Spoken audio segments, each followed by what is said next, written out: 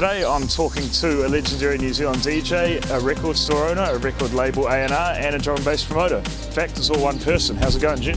Good, and a distributor. And a distributor. Shit, see, I'm leaving stuff out. Anyway. I'm the drum and bass octopus. Drum and bass oracle, even. A lot of people do credit you with sort of first hearing drum and bass, a lot of New Zealanders anyway. But when you first started sort of playing it out, how was it sort of received? Well, kind of at that time, all the gigs that were happening in Christchurch, the drum and bass stuff, or jungle, or whatever you want to call it, was always kind of second room stuff. My idea was like, it's about time that we did something that's not mixed in, that gives it the kind of priority that it deserves, because, you know, I was selling loads of records and there was loads of people into it. You could tell it was ready to go. It was around the time that Timeless and Logical Progression 1 came out, and I was like, I don't know, let's do a release party for that. It was just really, really exciting time because everything was so new and kind of like no one had done this shit before, you know, so yeah, it was cool. And can you tell us about a few of the other parties that you put on, like some of your residencies? I got a job offer in Auckland to be the resident DJ at Calibre when Calibre first opened, and that I was playing house and stuff, and I took the job on and said to them, the only thing I want you to promise me is that you'll let me do an all drum and bass night.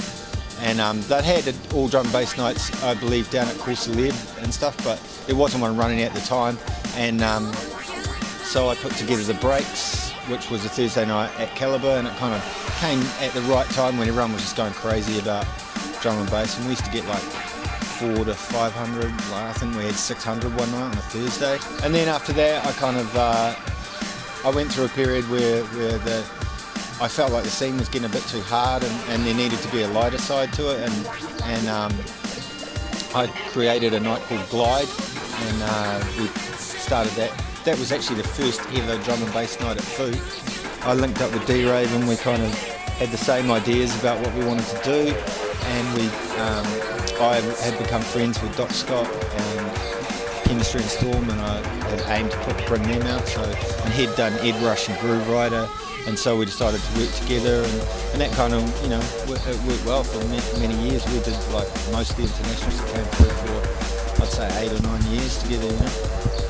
How long had you been thinking of starting your own thing? Like, well, I had Subtronics recordings that I used to do with Dave when we were doing Subtronics. We kind of created that label too as a platform for local producers, because we created it because Potts and Josh were making a few tunes we thought were kind of viable on the world stage, and when I started Samurai, changed the name of the company to Samurai, and was doing my own thing, I thought I had tunes that were getting sent to me that were like needing to come out and weren't really getting respect because they were like from producers in New Zealand that no one really knew. So what's your sort of criteria for something you're looking to put out on Samurai? I look for a good tune, but it's got to have some kind of staying power, you know, like there's so many tunes coming out that you've got to put a tune out that's actually going to last, that is going to mean something in 2 years, that's not just about the moment, you know. We've established that like New Zealand's made its own special place on the drum and bass sort of map, if you will. What's helped us sort of get there?